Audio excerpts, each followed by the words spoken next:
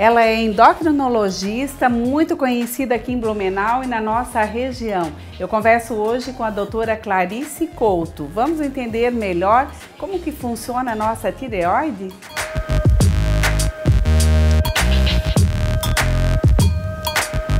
Hoje eu converso com a doutora Clarice Couto, que é endocrinologista, e nós vamos conversar e falar um pouquinho sobre a tireoide. Doutora, seja bem-vinda aqui no programa Eu e Você. Muito obrigada pelo convite, fico agradecida de poder informar algumas coisas a todos os seus ouvintes. A gente sempre tem dúvidas quando a gente fala sobre a tireoide. Como que a gente consegue diagnosticar? A tireoide é uma glândula que ela é situada aqui na base do pescoço e ela é o motorzinho do organismo, né? Então, a gente pensa na tireoide assim, se ela trabalha demais, ela agita o corpo inteiro. Se ela trabalha de menos, ela deixa tudo muito lento. Mas, pelos sintomas, todos os clínicos, os cardiologistas, os médicos gerais estão muito acostumados com os distúrbios, mas o diagnóstico é feito por exames de laboratório. E existem as alterações de forma, que são os nódulos, e aí é na palpação. O nódulo pode ser o nódulo benigno, que é a maior parte dos casos, mas pode ser um câncer de tireoide. Então, a gente deve prestar atenção em aumento de volume na região do pescoço aqui embaixo. Então, aqui, esta região embaixo do gogó, que é a região da tireoide, se a gente olha no espelho e percebe se ela, quando engole, você nota um nódulozinho. Mas qualquer coisa, vai no clínico, pede para fazer uma avaliação de tireoide. O melhor exame para isso é um ultrassom com Doppler, com circulação. Doutora, qual é a diferença do hipo e do hipertireoidismo? O hipotireoidismo, hipo quer dizer pouco, então é a tireoide produzindo pouco hormônio. Eu falei antes que a tireoide é um motorzinho, então ela age no corpo inteiro, ela é um metabolismo do corpo. Se não produz hormônio de maneira adequada, o que acontece? Tudo trabalha devagar. Então a pessoa fica com a pele seca, intestino mais preso, cabelo e unhas mais quebradiços, mas existe uma alteração muito grande na disposição. O humor interfere no humor fica mais lento, mais depressivo, mas o que chama mais atenção nas pequenas alterações, e eu sempre pergunto para a pessoa na disposição, a preguiça. A pessoa quer fazer as coisas, a cabeça quer, parece que o corpo não vai. Não ajuda. Não ajuda. Então, esse é um sintoma muito interessante inicial do hipotireoidismo. Dormir mal, ficar sonolento durante o dia e parece que o sono não é repousante. Mas não é só uma coisa, é um conjunto de sintomas. Sintomas que influenciam. Mas a indisposição, a falta de pique, a falta de vontade, parece que está sempre desanimado. Existem outras coisas que o hipo faz, que é alteração de ciclo menstrual, alteração de fertilidade. Então tem pessoas que têm dificuldade para engravidar e é só uma pequena disfunção de tireoide. A alimentação, doutora, tem a ver também? Não, a alimentação não interfere na tireoide. Gotas de iodo não se usa para tratamento ou prevenção de tireoide. Tireoide é uma doença causada por anticorpos que vão destruindo a glândula. Então é uma doença independente de vontade, de alimentação, de qualquer coisa que a gente faça. Uma doença genética, familiar. 90% dos casos de tireoide são em mulheres. Isso é uma doença feminina. É uma doença Não, feminina? É uma doença mais feminina. Mais feminina, mas pode acontecer em também homens também. E é muito interessante quando afeta homens, transmite mais aos filhos. Por quê? Porque a herança no homem é mais forte. Como é mais raro dar em homem, quando pega no homem, ele também transmite para os filhos. E também tem outra curiosidade, o homem demora para ir no médico, né? E quando ele chega com uma disfunção de tireoide, é mais grave. porque ele chega muito mais alterado do que as mulheres. E o hipertiroidismo, que seria o contrário, também é muito comum nos homens. Né? Uma coisa que todos comentam, tem a tireoide que engorda e que a emagrece, né? A que engorda não tem.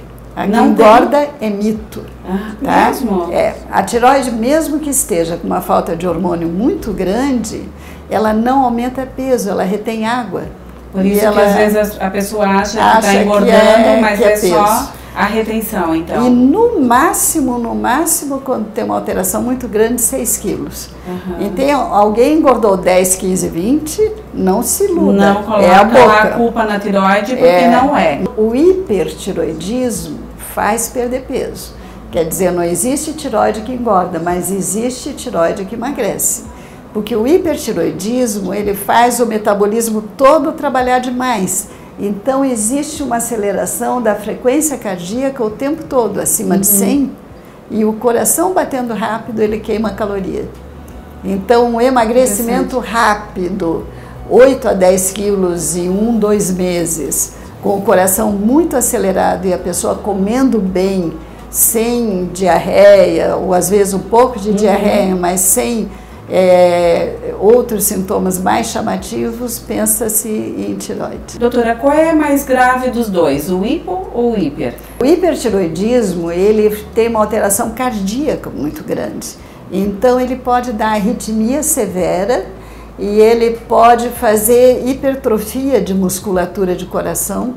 Então, o hipertiroidismo, por um tempo longo, ele pode ter umas situações mais críticas. O hipo é uma doença muito simples de tratar, é uma reposição hormonal. Tá? É uma falta de hormônio que você faz uma suplementação, mas é uma doença crônica. Doutora, eu tenho maior curiosidade de saber quais são as causas. A doença da tireoide, a maior parte é causada por genética, por herança genética, tanto o hiper como o hipotiroidismo. Existem alguns medicamentos que podem interferir na tireoide, que é a amiodarona, é um remédio para arritmia cardíaca, e lítio, que é um remédio para tratamento de depressão bipolar. O lítio faz aumentar o volume da tireoide. Então, mas a maior parte da doença é autoimune e ligada à herança genética. Doutora, nos últimos anos tem aumentado o índice de câncer da tireoide? Tem aumentado a identificação dos cânceres, porque se faz mais ultrassom. Então, nós temos notado assim, nódulos muito pequenos que às vezes são posicionados e são cânceres. E hoje existe uma diretriz que só se funciona nódulo suspeito com mais de 1 centímetro. Se for menor do que isso, não há necessidade de investigar mais. Qual o tratamento para tireoide? Tratamento para tireoide depende da doença. Se é hipertiroidismo, existem medicações que bloqueiam o tratamento hormonal, né? E existe dose de iodo para destruir a tireoide, que é uma tendência maior da gente agir. O câncer é cirúrgico e depois da cirurgia se faz uma dose de iodo maior para qualquer restinho de tireoide que tenha ficado no pescoço para tratar de vez. E o hipo, que é falta de hormônio, é uma suplementação hormonal. Então, essa é uma reposição hormonal e os hormônios de tireoide são exatamente iguais ao que o corpo produz.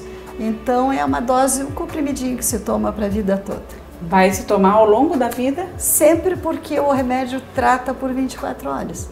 Então, o prazo que ele funciona é 24 horas.